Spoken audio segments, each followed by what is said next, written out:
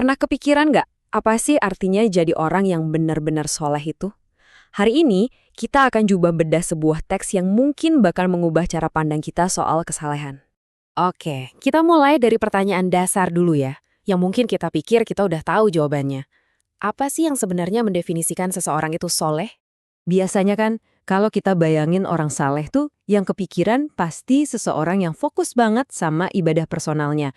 Orangnya pendiam, taat, ya begitulah.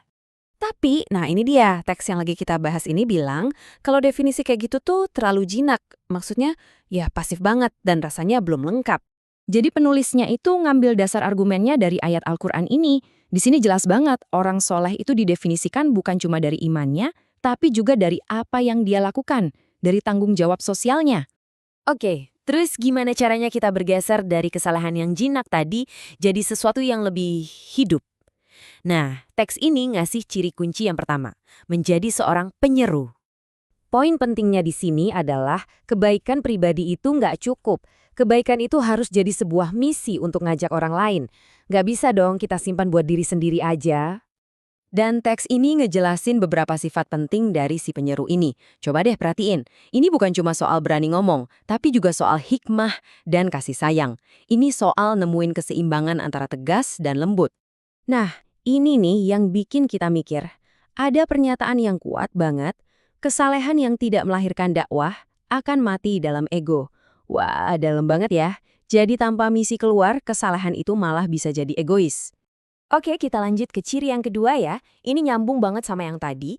Orang soleh itu harus jadi anggota barisan.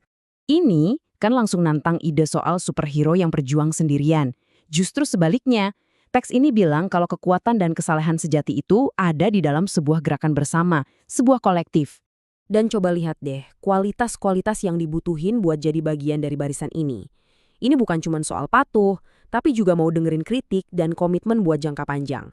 Intinya sih jadi bagian dari sesuatu yang lebih besar dari diri kita sendiri. Teks ini mengubah total cara kita mikir soal motivasi. Bukan lagi mikirin apa untungnya buat saya, tapi pertanyaannya jadi, apakah saya ini pilar yang bikin barisan ini makin kuat? Beda banget kan fokusnya? Oke, ciri yang terakhir ini, wah ini nuansanya penuh energi, dinamis. Orang soleh itu digambarkan sebagai seorang penggerak. Ini bukan soal jadi orang baik yang diam-diam aja. Ini soal jadi kekuatan yang proaktif.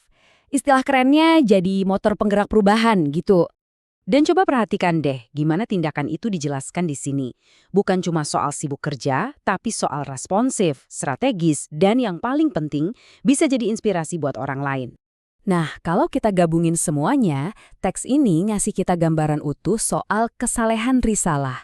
Ini beda banget sama kesalehan yang sifatnya cuma kosmetik atau tampilan luar aja. Maksudnya gini, khusyuk di atas sajadah itu penting, tapi itu harus diimbangi sama ketangguhan dan kekuatan saat kita berjuang di luar sana. Sama juga kayak gini, nangis waktu berdoa di malam hari itu bagus, tapi itu juga harus diimbangi dengan kerja nyata di siang hari, memikul beban dan amanah bareng-bareng. Dan puncaknya, standar kesalehan itu jadi bergeser. Bukan lagi soal seberapa banyak wirid pribadi kita, tapi seberapa banyak kontribusi nyata yang kita kasih buat masyarakat.